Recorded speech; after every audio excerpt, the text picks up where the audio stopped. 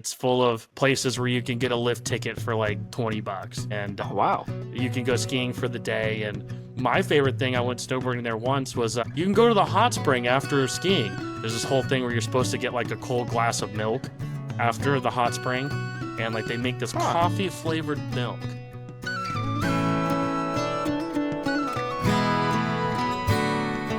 Welcome to the Near and Far podcast. I'm Zackery Ellis, and this show is all about embracing curiosity, leaping beyond your comfort zone, and learning from adventurers like yourself who have traveled near and far. We're joined today by our guest, Michael Zislis. Michael founded JPN Guides, where he uses his experience, having lived in Japan, to create personalized guidebooks, so travelers can confidently wander off the beaten path. Welcome to the show, Michael. How's it going, Zackery? How's everything going? It's going pretty well. Today is a good day.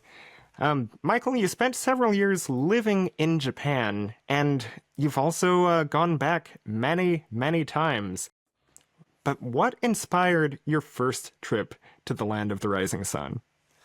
You know, to kind of go off what your guys' podcast is about, you know, it was kind of taking that leap of faith. When I was kind of in my high school years, I was curious about trying sushi. I wanted to kind of go beyond the normal California roll, things like that. And I was lucky enough, my uncle's a big foodie, and we just kind of started off on this path where he took me to one place, and I did my best. And then we just kind of kept building throughout that, you know, that kind of course of my high school years. And then right around my senior year, he gave me this opportunity. He said, "Hey, I'm planning to go to Japan.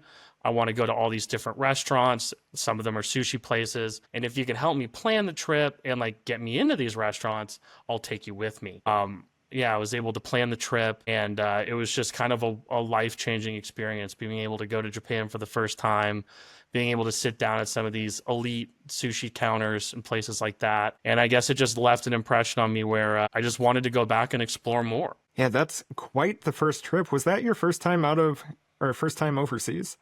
No, it wasn't. I'd been to England once and, you know, in Europe, but it was my first time in Asia.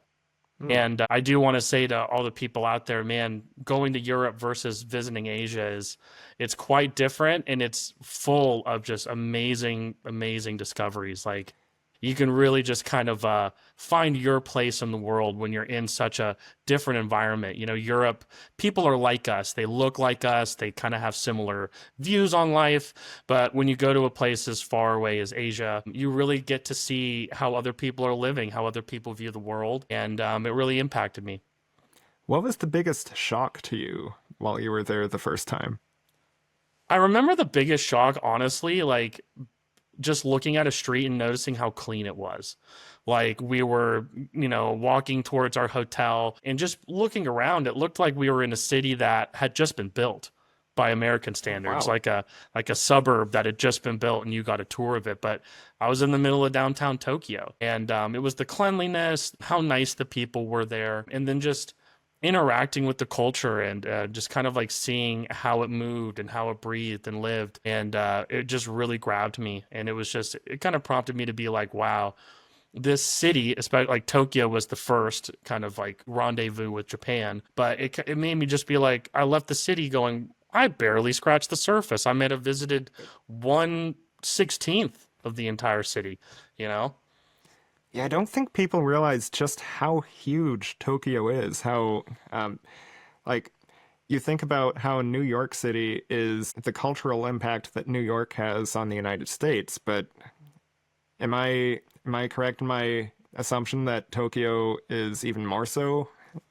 In ways, I would say one thing I read recently, very interesting, the population of the greater Tokyo area, so that includes the suburbs and where people are commuting, it has a population roughly about the same size as the state of California. Whoa. So it's about 33 million people. So in when you one go metro area. in one metro area, so it goes vertical and it goes out. And like I said, when you go there for the first time, and when I talk to people about making guides and stuff, I really tell them it's really easy to get locked into a block just because you feel safe. And there's so much to see, you know, like all of a sudden, like one of my favorite ramen shops I suggest to people is the ramen shop down the street from the first hotel that I stayed at when I went to Tokyo. And we just happened to wander in. We needed a bite to eat after the plane, and it's an amazing spot. I've even had I have a friend that's a really big ramen reviewer. Like, he's the only American person that is a professional ramen like critic in Japan. They have magazines for grading ramen, and he was able to go there and he gave it the stamp. So I'm pretty proud. Congrats on finding that place. Yeah, a what a lucky turn of events getting to go on that trip in high school. Your first night there, you find this amazing ramen place. What was the best sushi roll you had on that trip? My favorite sushi place in Tokyo is a place that everybody can go to. Asterisk, like with a caveat. It's a place in the fish market. Recently, they moved from Tsukiji to a newer, nicer market. It's called Toyosu. And there's a famous sushi spot in the market called Sushi Dai, Dai, which is the Chinese symbol for big. But it is walk-ins only, and they're open from around 5:30 in the morning until 2 p.m. It's got weird hours, but the whole thing is the fish market is open very early in the morning. So even if you go there at 4 in the morning, you might find a 30-minute to 1 hour wait. And it's cash only. It's right now about $45 a person. And I'll tell you, it's the best sushi that I've ever had for the price. And there they do kind of like a omakase, so they serve you the traditional fish of the season. But I'll just never forget, like, when you get to have like a piece of like otoro, or they make like a maki, like you've never seen, like a roll that features such an expensive fish, like a toro maki or something like that. When you get to try it as a sushi roll and you're there and it's the morning, it's quite a magic experience. I always tell people too, have you seen at the end of a sushi dinner, usually they'll serve you a piece of like an egg, looks like an omelet? I'm not sure I've seen that actually. So it's a very traditional piece. A lot of people kind of like skip out on it, and I understand. But there they serve it hot. Usually it's like been Ooh. cooled down, and they serve it hot. And as an American, you're there. It's 5 in the morning, and then someone serves you like a very delicious thing of scrambled eggs, and you feel like this was the ultimate end cap to the perfect breakfast. And yeah, I recommend it to everybody that goes to Japan on my tours. But I tell them, you know, you got to be game to wait. Nowadays, they have like a list where you can write your name down and you can come back. But yeah, that is a place to me that it's the zenith of quality and price and no pretentiousness. You don't have to, start trying to plan this trip about 6 months out. It's a place you can kind of stumble into, and it's a life-changing one. That is such a fantastic insider tip. I would have made the mistake of not going and seeking out sushi at 5 in the morning. You would think so, but it's actually sushi's a light, it's a light food, and they give you miso soup with it, and you can have hot tea, you can have water, and yeah, at first I was kind of taken aback by it, but I've waited in that line now many a time, and it's actually really fun. There are tourists from around the world that go, and I find myself having conversations with people from Europe or other parts of Asia, Australia, Americas, and they're all there to try that sushi. Yeah, that's a cultural moment in and of itself, isn't it? Yeah, it's really cool. Like, you're just sitting around and you see people and you'll be like, like, where are you from? And they'll be like, oh, we're from Vancouver. And you're like, oh my goodness, like, that's so cool. And you guys start talking and they'll tell you about what they've been doing on their trip. And you tell them a little bit about what you've been doing on your trip. And you can pick up information. I actually one time was in line next to a guy that was like on a mission to try all of the best, like 15, or there's like 100 best bowls of ramen in Tokyo they do every year.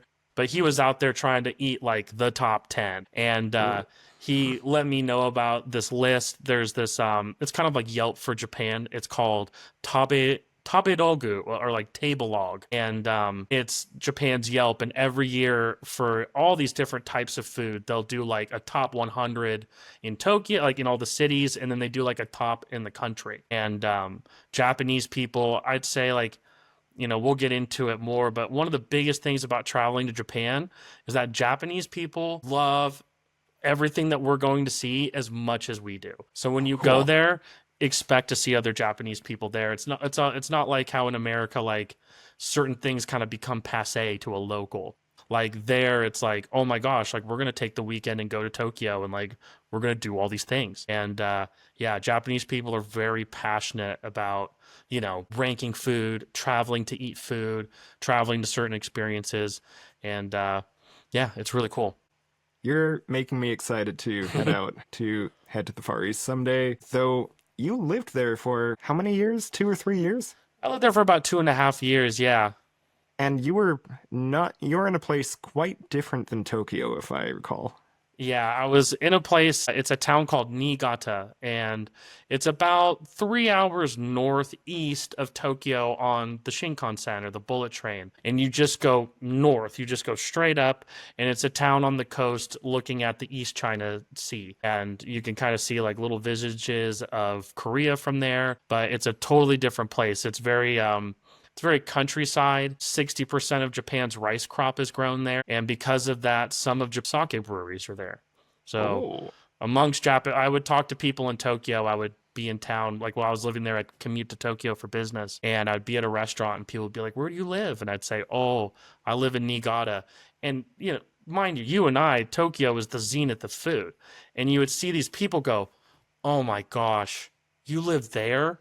That's where the best food is, the best water's there, the best sake. I kind of now equate it to living in a place like Sonoma in California. Ah. You know, just a place where if you told someone, "Yeah, I live in Napa Valley," they'd be like, "Oh, it's the most beautiful place on the planet." You know, it's got so much good stuff. Well, let's take a quick moment and we'll come back. We'll hear way more about this and way more about sake and traveling off the beaten path. Near and Far Podcast is looking for future guests. If you or someone you know would like to share your stories or experiences with other listeners, we'd love to hear from you. Reach out to the show at www.nearandfar.travel. That's nearandfar.travel to tell us why you'd be great on a future episode.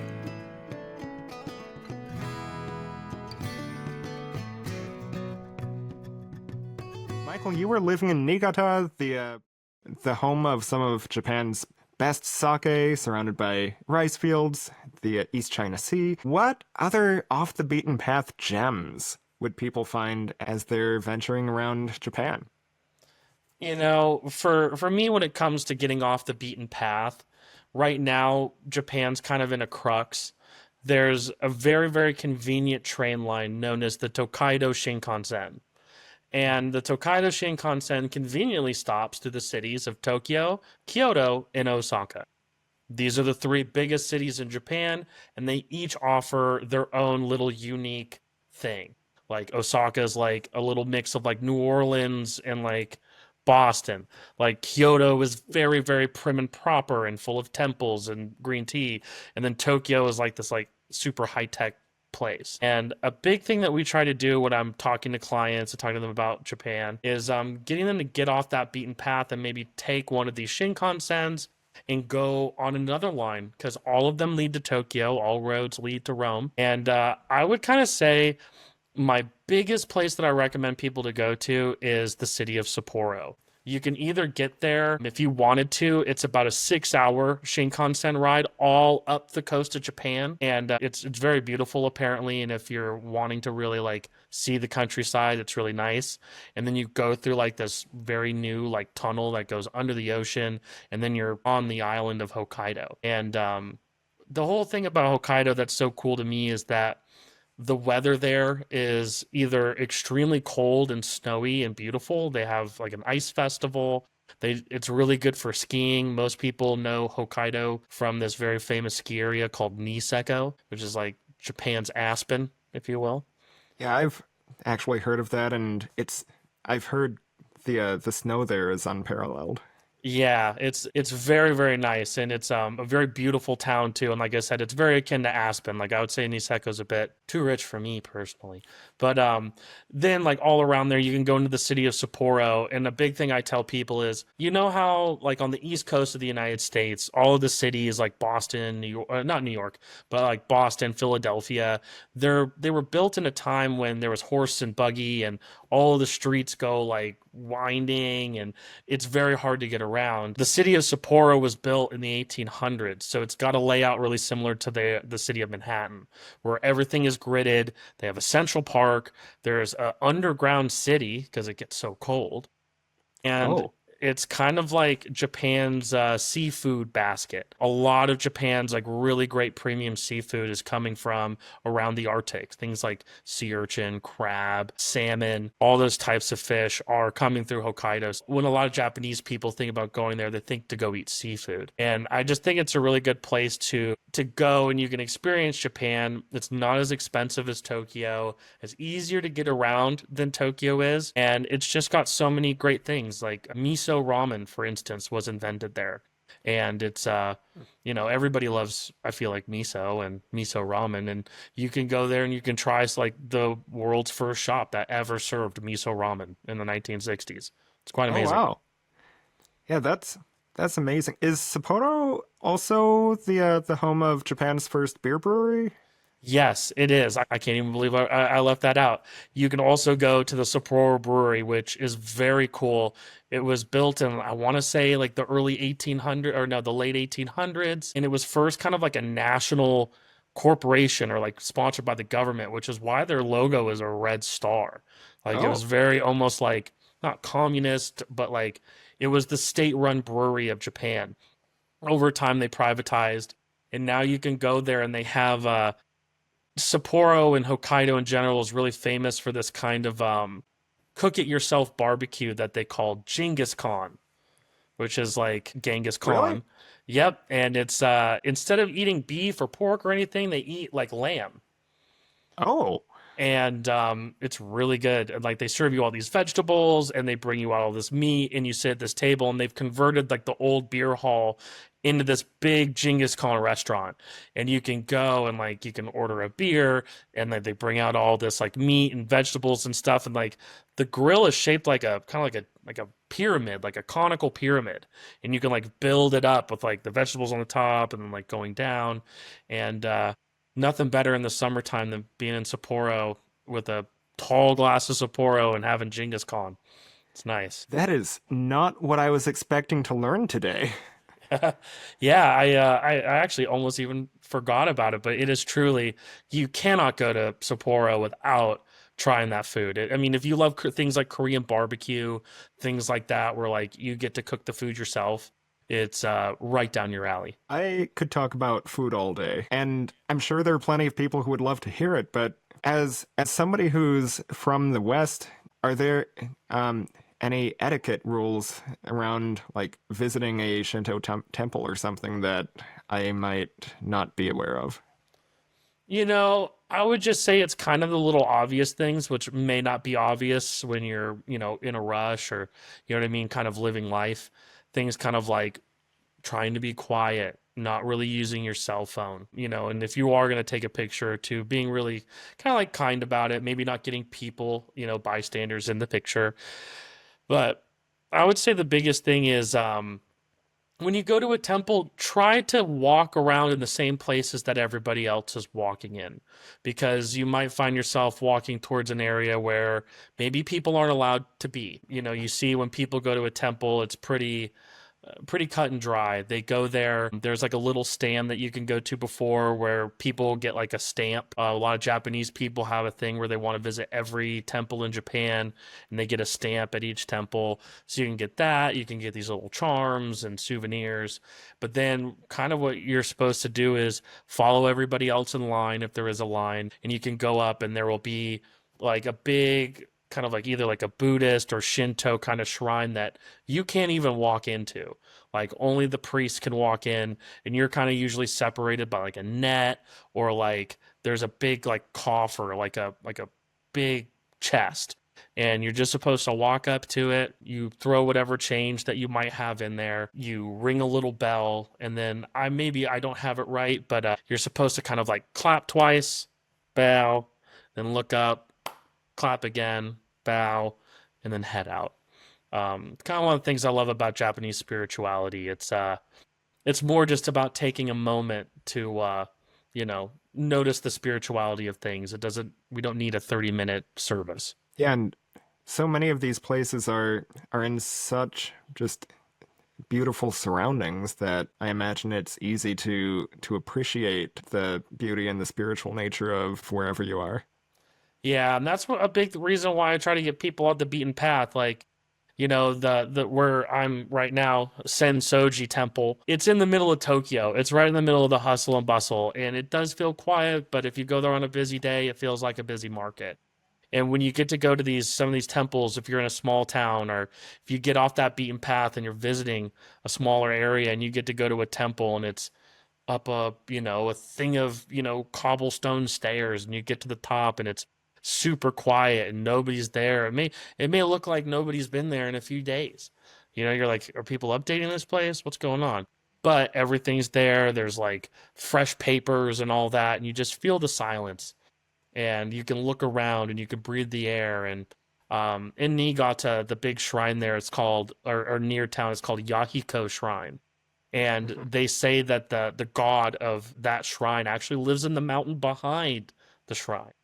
And it's like this really cool moment where you can kind of be like, wow, like the god per se is not really in this temple or anything. It's all around us. And this shrine is kind of like our place to be spiritual. And to me, Shintoism is a lot about mindfulness. It's a lot about Ah, realizing that we're all connected, the water, the wind, us as people, animals, we're all coexisting. And when you can take that moment in a quiet place and do that bow and feel the wind and like hear the silence and the birds, like it's truly a profound experience. yeah, it sounds like it. And how, while you were living there, I I'm just trying to wrap my head around what it's like actually residing in a place so different than where you grew up. I've only ever lived in the United States, Uh-huh. and sometimes there's enough of a like society is different enough that it can be challenging just being a tourist. But you were dedicated to being there and immersing yourself.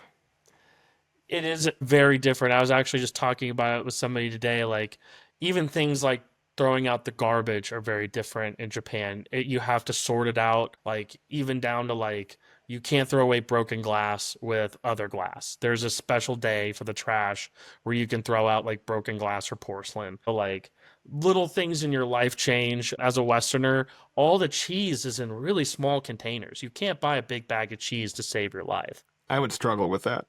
I struggled all the time. Little things like that, but then for me it was like give and take. There were a lot of parts that I found really beautiful about living there, like being able to go to these beautiful places all the time. All the local food is amazing. People are very nice in general. But I'd say like the little things are like Japanese people aren't really big on small talk like we are. Like if I saw you on the train or something and you were wearing a cool shirt, it's not really apropos for me to be like, "Hey, cool shirt." You know what I mean? Like they would kind of see that as an intrusion into their morning commute, which to a lot of people is a sacred time. Is that So also the case in small towns? it's also the case in small towns. Whenever you're on public transit or like you're out in public, people are living their lives, and the Japanese outlook on it is you're we're not trying to intrude. You know what I mean? I'm not trying to interrupt your day. It's nothing like I don't want to talk to you or I'm not interested. It's more like they don't want to offend you by possibly like popping in and like asking you a question that could possibly offend you or like make you sad or something like that. Like I heard someone say like imagine if like that shirt that you had was something that like your family member gave you that just passed away and all of a sudden like you started getting really sad and like thinking about them, like they would hate for that to happen. But for somebody as social as me, it was really tough sometimes. Like I'd want to talk to people or like make a little bit of small talk at the counter while I'm checking out, and things like that made me realize like, wow, this is a different culture. Like definitely not everywhere is the same, and it was a lesson because I was at first like kind of offended. I was like, "What? People don't want to talk to me? This is lame." But as I learned the reasons why, I kind of understood like people are just doing their thing and they don't want to intrude on you doing your thing. And it's kind of like this, we're keeping everything really peaceful and copacetic. That is so considerate, but also it would not be intuitive to tourists from like North America. Is the best thing just to observe what people are doing around you and try to blend in as much as you can then? Kind of. In Japan, you know how we say here in America, the sticky wheel gets the grease or something like that, or like you know what I Yeah. mean? Like if you speak, or the squeaky wheel gets the grease. Like if you're speaking out about something, you're going to get help.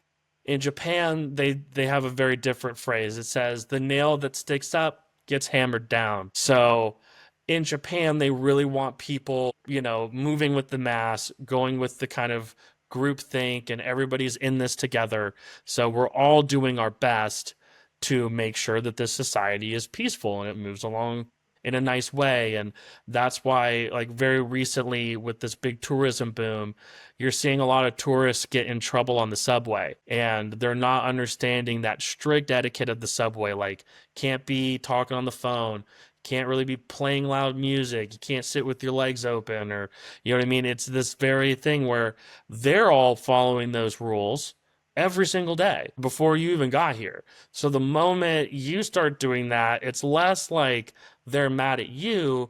They're just mad that you're not doing as the Romans do, if you will.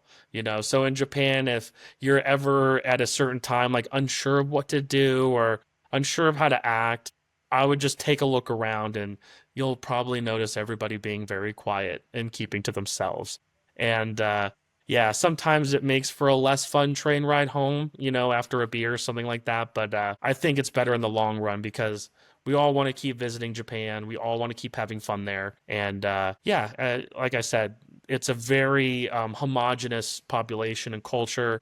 Noticing what they do and kind of doing it as they do, it really gives you brownie points in their book. They don't like the individual so much as we do in America. Like, we love to be individuals. We love to speak out and speak our mind, things like that. Maybe to a fault. Maybe to a fault. Japan is the place where that isn't as revered, and you're not as like, oh, this is a cool guy. You know what I mean? It's more like this guy's kind of like, he's like noise, like static noise in this otherwise very peaceful situation. Doesn't matter what you're saying or if it's a good point. You've given so much good advice. I'm excited for this next part. When we come back, now that we know what to do and what not to do, and some of the places to go, we're going to go through the process that JPN Guides uses to help curate and put together a custom guidebook for people who work with them. So many places to go, so many things to see. Wherever you are, make it easy to find more interviews like this one. Near and Far's free monthly newsletter will keep you up to speed about the latest podcast episodes, as well as our hand-picked recommendations. That's only one email per month. To sign up, simply follow the link in the show notes, or head over to www.nearandfar.travel/newsletter. Michael has so generously offered to help me plan my future trip to Japan. I have no idea when this will be, but I've scoured through the JPN Guides website. It looks like there's some really neat cultural experiences, knife making, and I am excited to find out what kind of guide Michael would put together for me. Nice. Well, just to start off, I kind of start off with this. Usually, people have a time frame of when they want to go, but since we're just kind of dreaming this up. My one question would be: is there a certain season that you would really want to see Japan in? Is the cherry blossoms a big thing, or are you a winter sports enthusiast? That type of kind of desire. Are there any kind of seasons that might be best for you? That's a good question. So I do love skiing. It sounds like Hokkaido might be out of my price range, though I could hopefully swing and make it work for a day. Cherry blossoms are beautiful. I definitely don't want to be there during the heat of summer. I hear it's not the most pleasant place, and I don't do well in humidity. I get frizzy. Likewise. I would then recommend, I feel like for you, like early spring is the best time to go to Japan. I either like to, personally, I like autumn and I like spring. But if you were to go there in like early March or even like towards the end of March, it's still ski season, and there's tons of mountains. Japan is it's a mountainous island, you know, the island of Honshu. And from Tokyo, there are mountains that are about maybe 2.5 hours away, like the ski resort in Hakuba, which is kind of in Nagano next to Niigata where I was. And then Niigata has tons of skiing and stuff. And don't worry, it won't break the bank. It's full of places where you can get a lift ticket for like $20. And Oh, wow. you can go skiing for the day. And my favorite thing, I went snowboarding there once, was you can go to the hot spring after skiing. So after you go and like just destroy your body and get sore falling a bunch of times, or whenever I snowboard, I'm like, wow, like my hips and like my rear end hurts from just sitting down or falling. Being able to go to a hot spring after skiing is quite the experience. We don't have that here. Are the hot springs there all developed, or do they have primitive springs where you can hike in?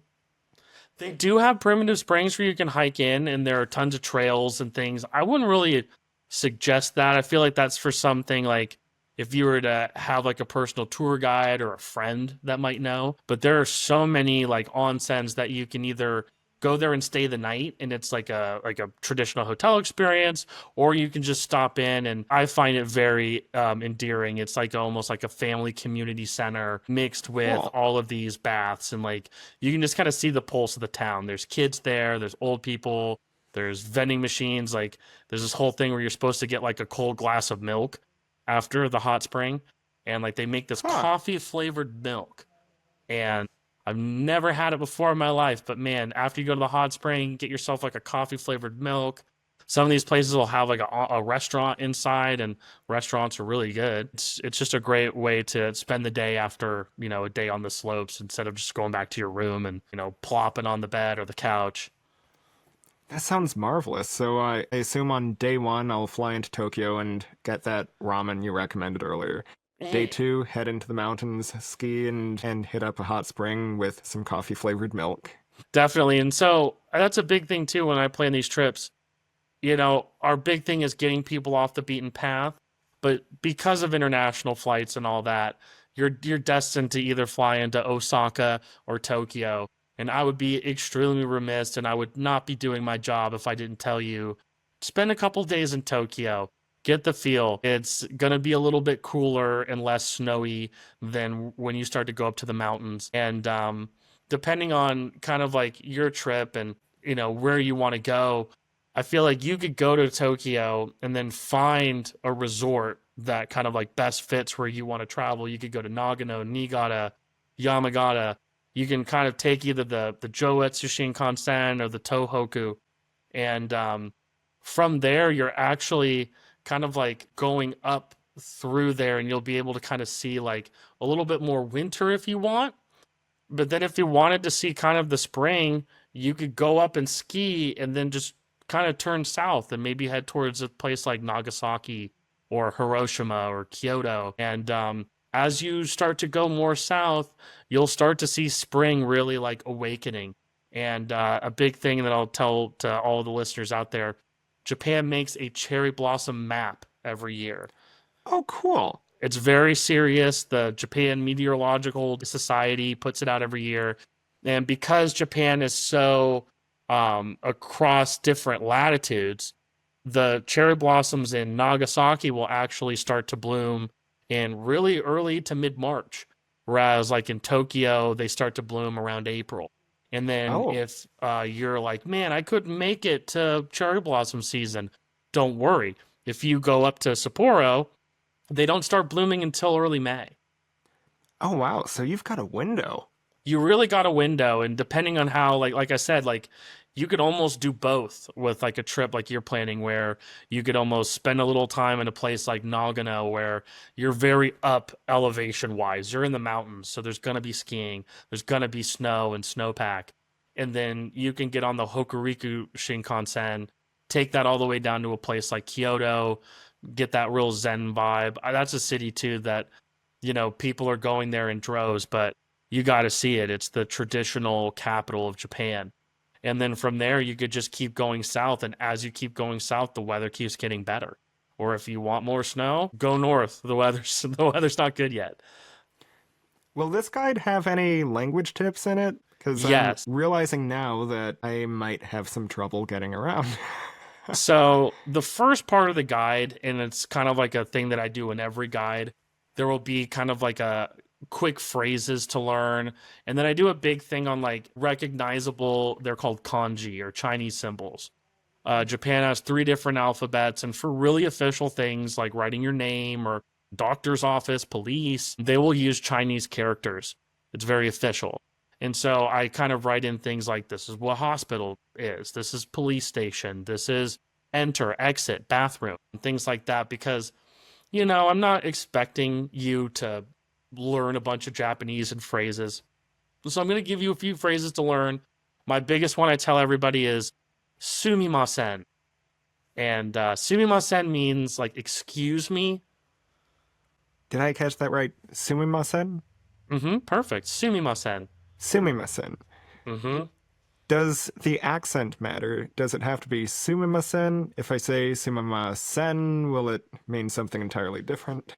As a foreigner, they'll appreciate you trying. There Okay. won't be like a lost in translation moment, but it's like Japanese is broken up into sounds. So you can just remember like sumimasen, sumimasen. And it means excuse me, but you'll use it to ask somebody, for their attention at the train station. Sumimasen.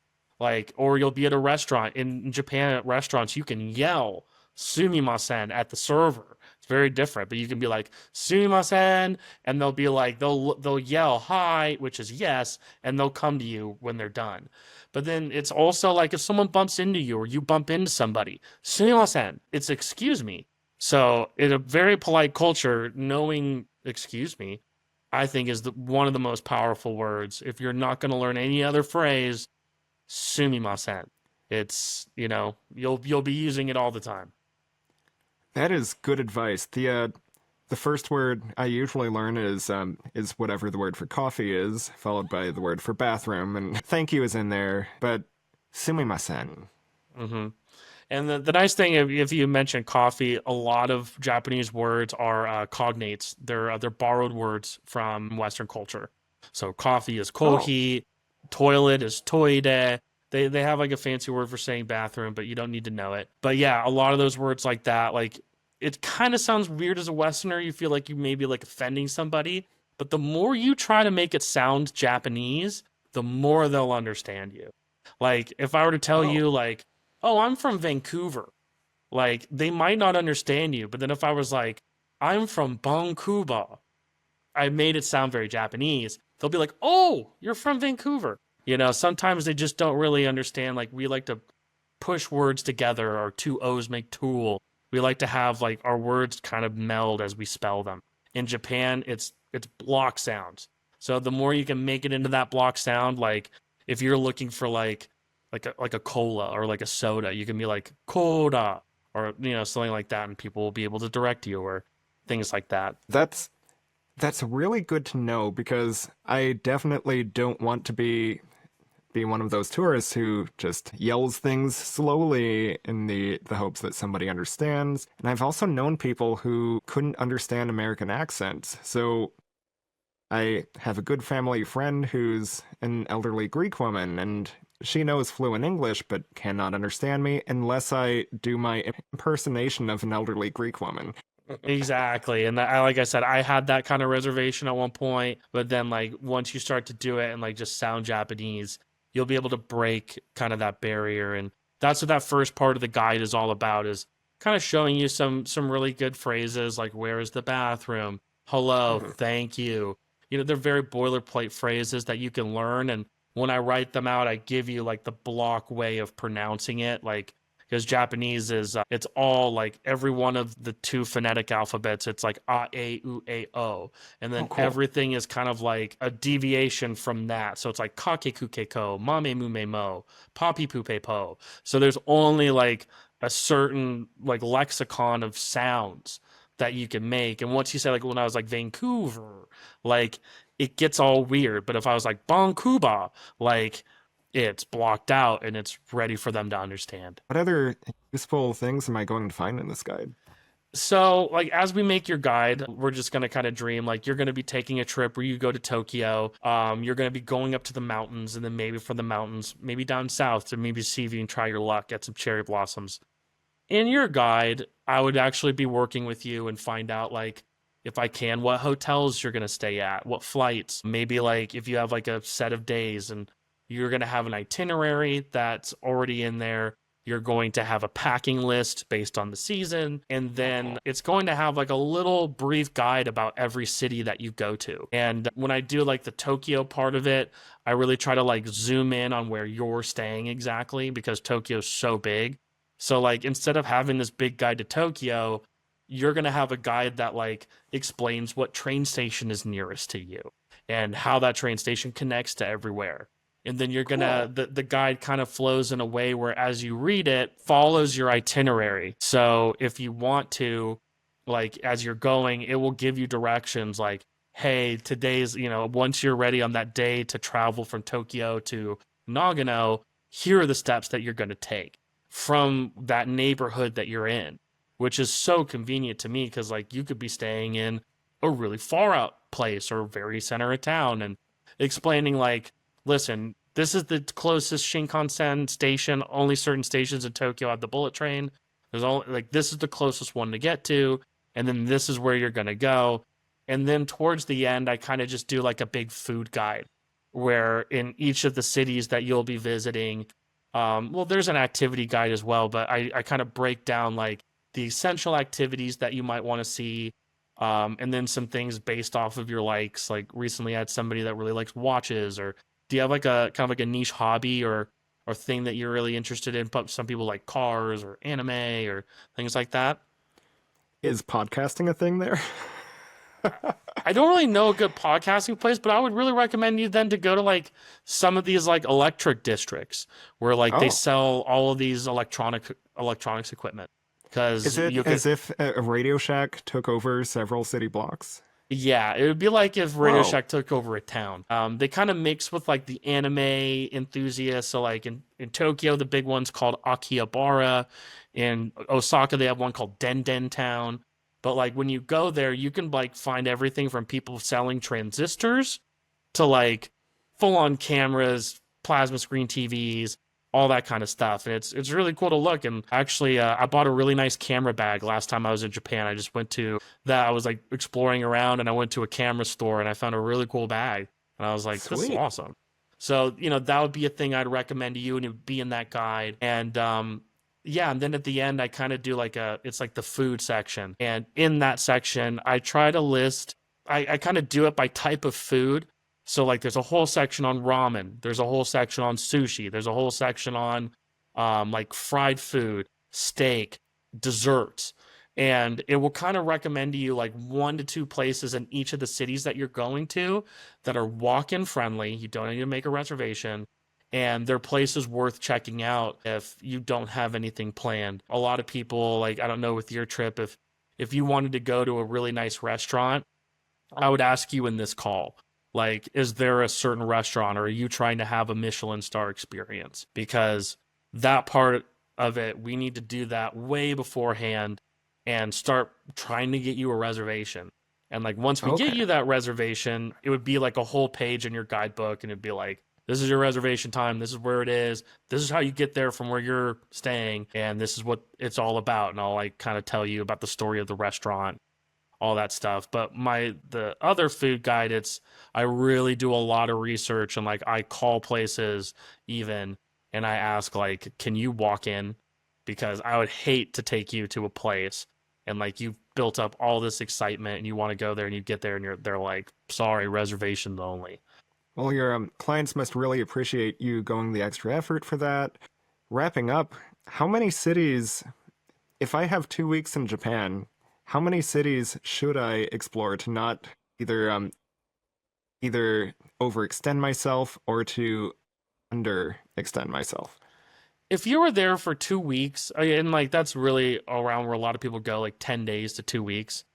I really kind of suggest spending at least 3 to 4 days in Tokyo because you're gonna have jet lag. Day one and day two might be a little bit of a kibosh where you go to bed early or something like that, which is totally fine.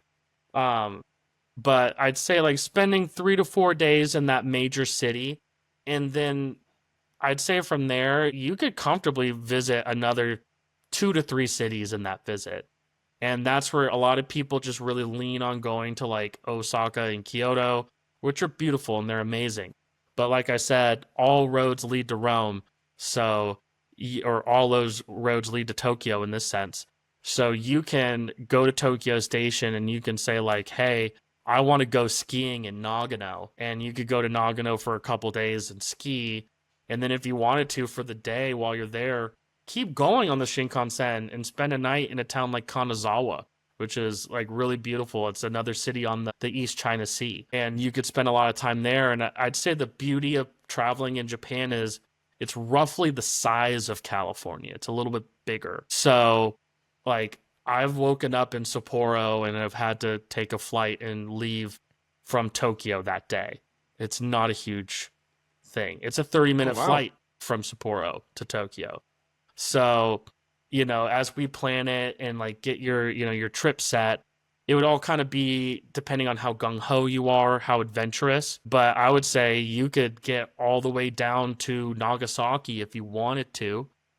But you just have to remember there's going to be one day where you're going to need to, kind of schlep back 6 hours on the bullet train, or you can fly, which I always say, a lot of people like to just lean on the Shinkansen and use that, but the flights in Japan are like $50 to $100 a single way. You could find yourself all the way down at the southern tip and be like, I'm just going to stay here until the day I got to leave. Your flight might not be until the afternoon or something. That's how they mostly are. And you could take a flight from Nagasaki to Tokyo. It'll take you 45 minutes, an hour, and you're already at the airport. That's the beautiful part. All you had to do is grab your bag and head to the international terminal. So I'd say kind of, I always tell people it's just depending on how active you want to be. Some people really just want to nestle in and like experience a vibe. But if you're really wanting to go out there, and visit all these towns, I mean, you could spend a night in each town and just travel along the Shinkansen. You could find a city that looks cool that you stop at. And, there's in small towns, it's pretty easy to get a room if there's a hotel. And, yeah. And then on that last day, if you're in like a major city, like if you're in a place like Nagasaki, Kyoto, Osaka, Fukuoka, like any of those big towns, they're going to have an airport and they're going to be able to get you back to Tokyo in about an hour. So you can just zip home. That is so good to know. And I imagine airlines have the same reputation for punctuality that Japanese train systems do. Yeah, they're pretty good all in all. I've never had a delay. The one thing that's very interesting is when you fly domestic there, security is totally lax. And as an American, when you go through it, it is like a very nice experience. You just like walk in and like you take your bag, you don't have to take your shoes off, none of this crazy stuff. It's very nice in that respect. So I actually, in some of my trips when I was going out, before I moved there, I would fly into Tokyo, spend like 3 or 4 days in Tokyo, and then I was like, I'm flying to Sapporo. And then I flew up to Sapporo. I'd spend like 3 or 4 days there, and I'll never forget. There was one day where like I spent all night talking to my friends like that were in the States online, and I didn't get to bed on time. And I just remember waking up being like, I'm on another island and I have to get to another island today to fly home. But it was actually extremely easy. I like woke up, got to the train station, took it to the airport, the Chitose airport in Sapporo, and I flew to Tokyo. I had about 3 or 4 hours at the airport. And I recommend that to a lot of people. Use your time at the airport on the way out to buy those gifts, because there's tons of great gifts. I totally understand if you want to buy something that's very like local in a town, I'm not going to stop you. But when you go to that airport in Tokyo or Osaka, you'll be able to find all of the keychains and magnets and t-shirts and things like that you want to pick up for everybody that in your life. You can just sit there and spend the rest of your yen, buy a bunch of stuff, put it in your bag, go to the airport, have a drink if you want, or a meal. It's kind of my last point, the thing that restaurants at these airports are like top notch. It's not like how we are in the States where like you want to try to eat before you go out. Like there, you can find a really good bowl of ramen at the airport before you head out. That is all so good to know. Any final thoughts as we wrap up here? My final thought would just be, when it comes to going to Japan, I would just say it really pays to do a little bit of research. And I don't mean it in like a clerical way, but take some time, like watch some samurai movies, get into the culture a bit, like, do that little bit of a dive so that you just don't have this kind of like surface level American knowledge that we have, because like when you go out there, you'll be able to kind of have something in the back of your head where like maybe you're a big fan of like the film Seven Samurai. Like maybe you're going to want to, after seeing that movie, you've never seen it before, be like, wow, I want to go to like a samurai town or something like that. And like usually a lot of people just, I don't know, I feel like a lot of people like to wing it. And I'd say that Japan is a place where it will really reward you if you take a little time and you learn about the culture, you learn about all of the little special things that people do in all of the towns, like that you're thinking about or you're interested in a topic. Like once you do that research and like figure it out, when you go on that trip, you're going to be like, wow, not only do I want to go to Tokyo, but we're going to need to take some time and go to a city and check this out or do something like this. And I'd say, like, for an example, if you're really into like whiskey, I've been planning a lot of trips for whiskey enthusiasts, doing that little bit of research and finding out the history of whiskey in Japan and seeing there's like in Hokkaido, they make like Scotch, and in like Kyoto, they make like the Suntory whiskey stuff. It's very famous. Like learning about the history and like getting into all of it. Like for me, once I learned that the big distillery in Hokkaido, it was started by a guy that moved to Scotland in like the 1890s and learned how to make Scotch in the islands of Scotland. He married a Scottish lady and then moved back to Japan to make Scotch, like not like their own type of whiskey. And it was like a really passionate story. And when I heard it, I was like, I really want to go there. And it took me it was like an hour train from Sapporo, but it was the coolest experience I'd ever been on. And I'm not the biggest whiskey fan or enthusiast, but to see the story and like see all the history, and it was just extremely, a rewarding experience. So I kind of urge all the people out there, if there's like a thing that you love about Japan or just a thing you love in general, ask the question, like, is there a place in Japan that's famous for this? Because I'll bet you 9 times out of 10, there's a town in Japan that's famous for it. And you sound like such a great person to ask for all of these pieces of advice, all of these helpful tips, and just inside knowledge about life in Japan. So once again, Michael, you can be found at jpnguides.com if somebody wants a custom guidebook tailored to all of the interests they have and the experiences they want to get out of this trip. That's jpnguides.com. And thanks again, Michael, for being on the show today. Thank you very much. This was exciting. And then a last thing to your listeners, we do a free hour to 90-minute consultation call. So if you're just curious and you just want to talk and you want to feel it out, there's no pressure. Give us a call. Let's start dreaming, and let's make it a reality, hopefully. Love it. And thanks to all of you for listening to the Near and Far podcast. If you like this conversation, don't forget to subscribe, leave a review, and share it with your fellow explorers. You can find more episodes on Apple Podcasts, Spotify, www.nearandfar.travel, YouTube, or wherever you find your favorite podcasts. I'm Zackery Ellis. Stay curious, stay adventurous, and stay exploring near and far.